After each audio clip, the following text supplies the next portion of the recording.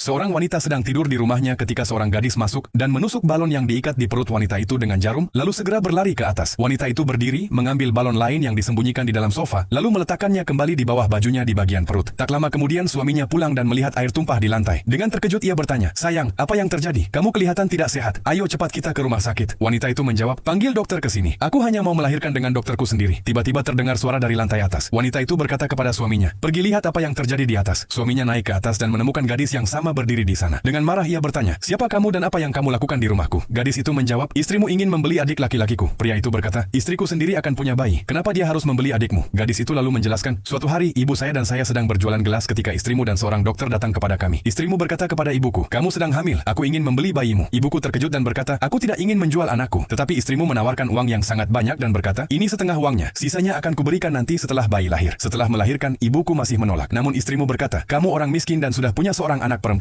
Berikan bayi ini kepadaku. Aku akan memberikan kehidupan yang baik untuk anak itu dan juga membantu keluargamu secara finansial.' Mendengar itu, ibuku akhirnya setuju dan mereka berjabat tangan sebagai tanda kesepakatan. Dokter itu juga mengambil nomor kontak ibuku. Setelah mendengar cerita itu, pria tersebut tidak percaya dan menyuruh gadis itu pergi dari rumahnya. Sementara itu istrinya menelepon dokter dan berkata, "Bawa wanita itu ke sini. Aku ingin bayinya hari ini karena anak ini akan menjadi pewaris harta suamiku." Suaminya kemudian membawa istrinya ke kamar agar bisa beristirahat. Sementara itu dokter sedang menunggu wanita hamil tersebut. Gadis itu diam-diam mencuri ponselnya dan menelepon nomor suami wanita itu menggunakan ponsel dokter. Setelah itu wanita hamil tersebut datang dan gadis itu diam-diam memasukkan kembali ponsel itu ke saku dokter. Dokter kemudian membunyikan bel rumah. Suaminya membuka pintu dan mempersilakan dokter serta wanita hamil itu masuk. Sementara ia sendiri tetap di luar sambil melihat ponselnya. Gadis itu mendekatinya lagi. Tetapi pria itu berkata dengan marah, "Kamu masih di sini?" Gadis itu menjawab, "Dengarkan ponselmu. Kamu akan tahu kebenarannya sendiri." Di dalam rumah, wanita itu berkata kepada dokter, "Cepat lakukan operasi dan keluarkan bayinya." Ia memberikan sisa uang yang dijanjikan kepada wanita hamil tersebut. Dokter berkata, "Saya akan melakukan operasi dan menyerahkan bayi itu kepadamu. Saat suamimu pulang dan melihat bayinya, dia akan sangat bahagia." Di luar, sang suami mendengar seluruh percakapan mereka melalui ponsel dokter. Gadis itu berkata kepadanya, "Sekarang kamu tahu kebenarannya." Suaminya masuk ke rumah bersama gadis itu, mengambil jarum dari tangannya, lalu menusuk balon yang diikat di perut istrinya. Istrinya menangis sambil memohon, "Aku telah melakukan kesalahan. Tolong maafkan aku." Suaminya menjawab dengan marah, "Kamu sudah gila. Aku tidak akan pernah memaafkanmu. Keluar dari rumahku sekarang, atau aku akan memanggil polisi." Dokter dan istrinya pun melarikan diri. Wanita hamil itu kemudian berkata kepada putrinya, "Aku telah melakukan kesalahan. Seharusnya aku tidak melakukan ini." Ia lalu berkata kepada pria itu, "Istrimu telah menyesatkanku. Tolong maafkan aku." Pria itu menjawab, "Tidak apa-apa. Kamu hanya memikirkan masa depan anakmu. Tapi aku bangga pada putrimu. Dia sangat berani." Kemudian pria itu memberikan banyak uang untuk membantu mereka. Gadis itu dan ibunya merasa sangat bahagia, dan sang ibu memeluk putrinya dengan penuh kasih sayang. Cerita ini hanya untuk tujuan edukasi dan kesadaran moral. Adegan-adegan dalam cerita ini menunjukkan akibat buruk dari keserakahan, penipuan, dan perilaku tidak etis. Tujuan kami hanyalah menciptakan kesadaran moral di masyarakat. Kehidupan manusia dan hubungan antar sesama jauh lebih berharga daripada uang, sementara keserakahan dan penipuan selalu membawa kerugian dan penyesalan.